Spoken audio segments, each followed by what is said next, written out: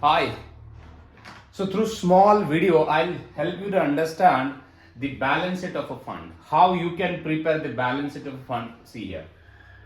So all assets. See, when we talk about balance sheet, always you would see two sides. One which would be your asset side, and another would be your liability side, right? So there would be two sides.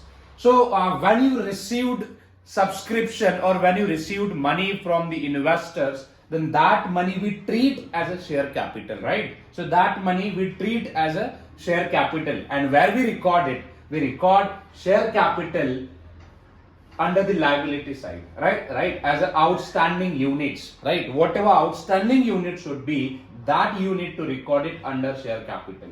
Apart from that, you also record return earning and all expense and income allocation under share capital when we talk about balance sheet of a funds, right? So that's what we prepare, share capital under liabilities of a balance sheet. Then under liabilities, that you would see two types of liabilities. One would be your current liabilities and other would be your long-term liabilities. Current liabilities, it means all payables and outstanding incomes. For example, broker fees, custodian fees, admin fees, any miscellaneous expenses, any regulatory fees, financial statement preparation, outstanding expenses. If you see payable, right, expenses incurred but yet to pay, that all expenses you can record it to the balance sheet liability side, right? So those expenses we call it as your current liabilities of the fund. And apart from that, long term, it means if fund, let's say a fund taken any loans, that doesn't happen, but still if you see any loans and advances, then that you can treat as a loans for a long term, as a liabilities, that would be the part of your long-term liabilities, and you can record it under balance sheet liability side. Other side would be your asset side. Asset side, again you would see two types of assets: current assets and long-term assets.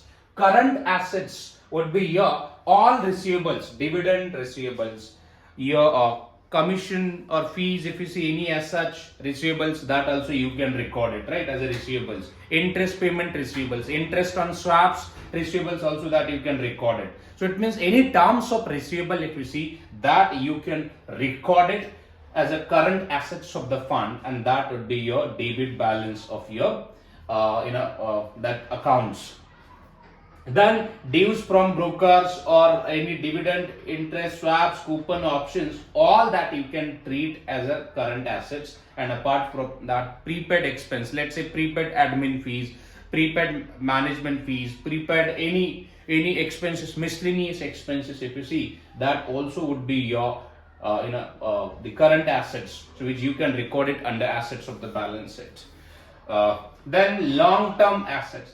If the fund invests in stocks, bonds, debentures, any loans, obligations, or any long-term obligations, that comes under the long-term assets. Why the balance sheet is important? Because without balance sheet, how will you calculate the net assets value of a fund, right? So you require total assets.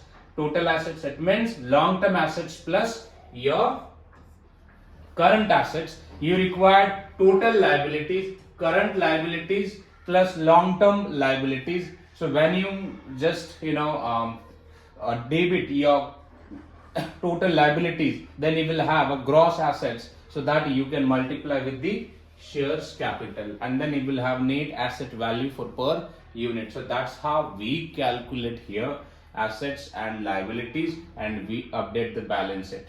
So one tips that I would like to share: all your liabilities balances should be your credit balances. Why? The reason is liabilities which will out from the business, and if you see credit what goes out, we have a rules even in place, right? Credit what goes out, and debit, all the assets should be your debit balances.